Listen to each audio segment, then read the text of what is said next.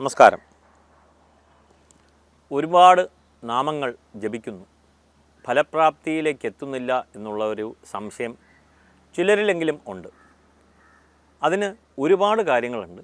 അതിൽ പ്രധാനമായിട്ടും നമ്മൾ ചിന്തിക്കേണ്ടതായിട്ടുള്ള ഒരു വിഷയം ശ്രദ്ധ, ഭക്തി. ഈ രണ്ട് കാര്യങ്ങൾ, അതായത് ഒരു കാര്യത്തിൽ തന്നെ രണ്ടായിട്ട് ഡിവൈഡ് ചെയ്ത് നമുക്ക് ചിന്തിക്കാം. ശ്രദ്ധ, ഭക്തി അത് വേർപിരിക്കാനാവാത്തതാണ്. അതുകൊണ്ടാണ് ഒരു വിഷയം എന്ന് പറയാൻ കാരണം. ശ്രദ്ധ, ഭക്തി. ഇന്ന് നാമജപം ജപിക്കുന്നു. ഉദാഹരണം നമുക്ക് വിഷ്ണു സഹസ്രനാമം എടുക്കാം. ഏവർക്കും അറിയാമെന്നുള്ളതായതുകൊണ്ട് അതിനെക്കുറിച്ച് നമുക്ക് ചിന്തിക്കാം. ഡെയിലി ജപിക്കുകയാണ്. ഡെയിലി ജപിച്ചില്ലെങ്കിൽ നമുക്കൊരു വെപ്രാളമാണ്. ജപിക്കുന്ന വ്യക്തികളുടെ കാര്യമാണ് പറഞ്ഞത്. ഒരു വെപ്രാളമാണ്.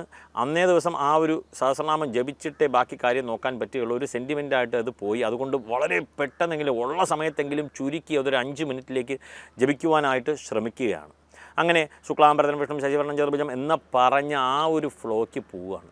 ഇതിനകത്ത് നമുക്ക് ഫോക്കസ് ഉണ്ടോ എന്നുള്ളതാണ്. ക്വാളിറ്റിയാണ് നമുക്ക് വേണ്ടത്, ക്വാണ്ടിറ്റി അല്ല. അപ്പോൾ ഇവിടെ ചിന്തിക്കേണ്ടതായിട്ടുള്ള ആദ്യത്തെ വിഷയം ശ്രദ്ധ.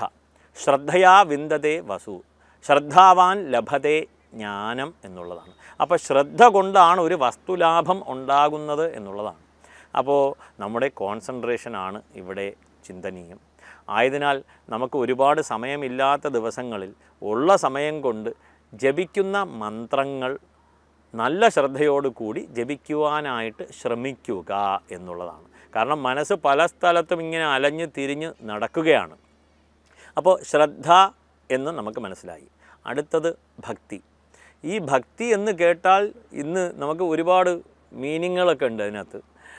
ഭക്തി ദേവൻ്റെ അടുത്തുള്ള ഭക്തി മാത്രമൊന്നുമല്ല. ഭക്തി എന്ന് പറയുന്നത് ഇംഗ്ലീഷിൽ ഇന്ന് നമ്മൾ കേട്ടിട്ടുള്ളത് ഡിവോഷൻ എന്നുള്ളൊരു വാക്കാണ്.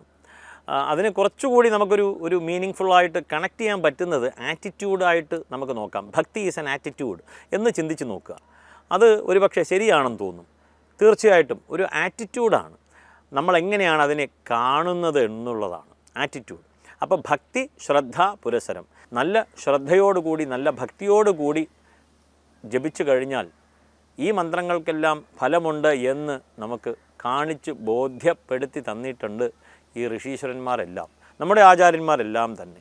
ആയതിനാൽ ഇവിടെ ഭക്തി, ശ്രദ്ധ, പുരസരം ജപിക്കുക എന്നുള്ളതാണ്. ഇതിൽ 1-2 കാര്യങ്ങൾ നമ്മൾ ജപിക്കുമ്പോൾ തടസ്സം വരാറുണ്ട്. കാരണം ജപിക്കുവാനിരിക്കുന്നു, അവിടെ കുട്ടി കരയുകയാണ്, വീട്ടിൽ ആരെങ്കിലും വരുന്നു, കോളിംഗ് ബെൽ അടിക്കുന്നു, എണീറ്റ് പോകുന്നു, ഇല്ലെങ്കിൽ ഒരു ടി വിയിലേക്ക് ശ്രദ്ധ തിരിയുന്നു, സീരിയൽ ഓടിക്കൊണ്ടിരിക്കുകയാണ് എന്നിങ്ങനെ പല സാഹചര്യങ്ങളിൽ നിന്നുകൊണ്ട് ഒരു മനുഷ്യൻ ജപിക്കുന്നു. ആ ജപിച്ച ഒരു കർമ്മത്തിന് ഫലമുണ്ടോ എന്ന് ചോദിച്ചാൽ തീർച്ചയായിട്ടുമുണ്ട്. കാരണം ഇത്രയും തിരക്കിനിടയ്ക്ക് അയാൾ രാമനാമം ജപിക്കുകയാണ്, രാമനാമത്തിന് ഫലം ഉണ്ട് എന്നുള്ളതാണ്. പക്ഷേ അതെത്രത്തോളം ശ്രദ്ധയിലേക്ക് എത്തി എന്നുള്ളത് ഇവഞ്ച്വലി വേണം നമ്മൾ അതിനെ മാറ്റുവാനായിട്ട്. അല്ലാതെ എനിക്ക് ഇത്രയും സാഹചര്യം മോശമാണ്, ഞാനിനി ജപിക്കാൻ പോകുന്നില്ല എന്ന് പറയരുത്. അവിടെയാണ് ഈ രാമനാമം നമ്മൾ ജപം അജപം എന്നുള്ള ഒരു വിഷയമുള്ളത്. സദാ ജപിച്ചു കൊണ്ടിരിക്കുന്നു. അജപഗായത്രി വളരെ പ്രസിദ്ധമാണ്. അജപം, ജപം, അജപം. അത് കൂടുതലായിട്ട് കിടക്കുന്നില്ല.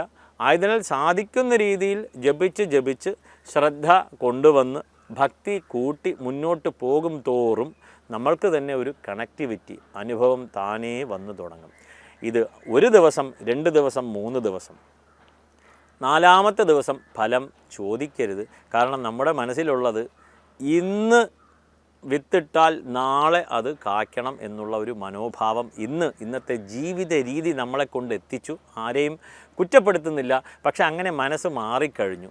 കാരണം ഇങ്ങനെ ഒരു പനി വന്നു, പാരസെറ്റമോൾ കഴിക്കുന്നതാ പോയി. അപ്പോൾ അതുപോലെ തന്നെ എല്ലാം ആകണം എന്നുള്ള മനുഷ്യൻ്റെ പ്രതീക്ഷയാണ്. ഒരിക്കലും അത് തെറ്റാണെന്ന് ആർക്കും പറയാൻ പറ്റില്ല. അങ്ങനെയാണ് ഇന്നത്തെ സാഹചര്യം. പക്ഷേ മന്ത്രങ്ങളിലേക്ക് വരുമ്പോൾ മന്ത്രനാഥം ഗുരും മന്ത്രം സമത്വേനാഭിപൂജയേത് എന്ന് പറയുന്നു. മന്ത്രനാഥം ഗുരും മന്ത്രം. വ്യാഖ്യാനം ആവശ്യമില്ല, ഇവിടെ ഏവർക്കും അറിയാം. അങ്ങനെ സമത്വേനാഭിപൂജയേത്, അങ്ങനെ ഇവിടെ പൂജിക്കുക എന്നുള്ളത് ശ്രദ്ധ ഭക്തിയോടുകൂടി സ്മരിക്കുക, ജപിക്കുക എന്നുള്ള അർത്ഥത്തിലേക്ക് നാം ഘടിപ്പിച്ചാൽ ഉത്തരം ലഭിച്ചു കഴിഞ്ഞു. ക്വാളിറ്റിയായിട്ട് സമയം കുറവുണ്ടെങ്കിൽ പോലും വളരെ ശ്രദ്ധയോടുകൂടി ഭക്തിയോടുകൂടി ജപിച്ചാൽ ഫലം സുനിശ്ചിതം എന്നുള്ളത് ഇവിടെ വ്യക്തമായി.